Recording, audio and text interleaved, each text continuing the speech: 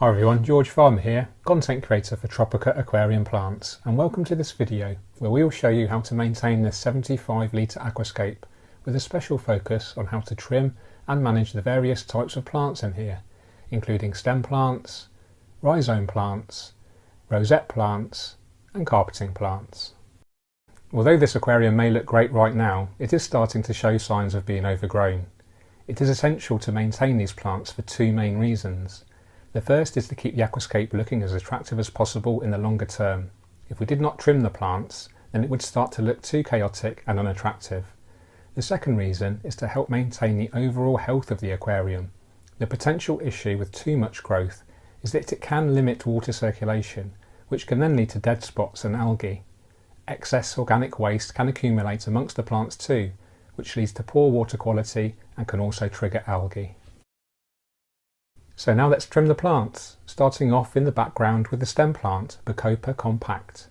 We are aiming to keep an attractive triangular composition here, so we can simply trim the stems in a line diagonally down from the top left to the bottom right. Bacopa compact is an easy stem plant that responds well to trimming.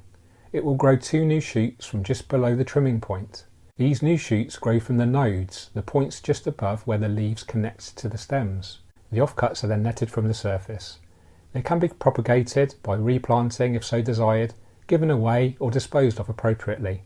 Never allow them to enter natural waterways. Next, let's maintain our rhizome plants, also known as epiphytes. These are plants that grow best attached to the hardscape. They are typically slower growers and are lower maintenance. Here we have Microsorum terapus trident and Anubias petite. To maintain the trident fern, we simply remove the oldest and ugliest leaves from the rhizome, the part of the plant where the leaves grow from. It's the same process with the Anubias, but as this is such a slow grower, it does not need any maintenance yet.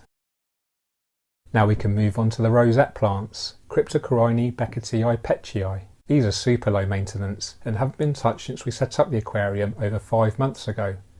The only maintenance required here is to remove any unhealthy leaves. Here you can see some leaves with holes and damaged leaves.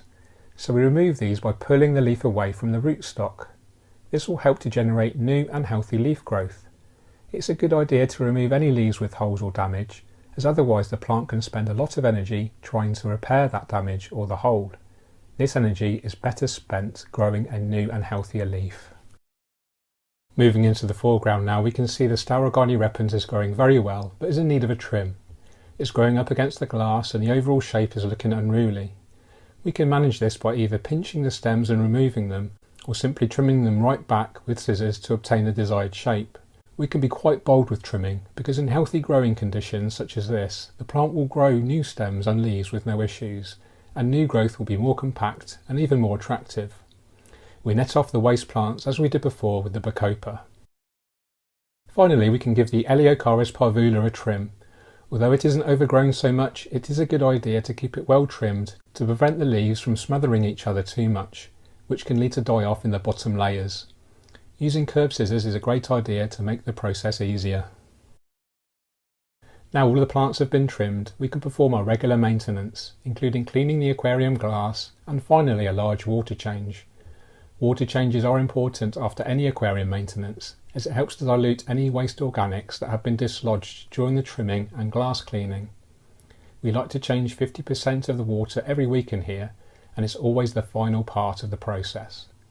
Finally, we add our daily dose of liquid fertiliser, which is Tropica Specialised Nutrition, and can now sit back and enjoy our newly trimmed aquascape. It may not look quite so nice as it did before, but soon the new growth will transform it into something even more beautiful. So we hope you enjoyed this video on how to maintain various types of plants and why it's necessary in order to make your aquarium a long-term success. Take care, and we'll see you in the next video. Bye bye.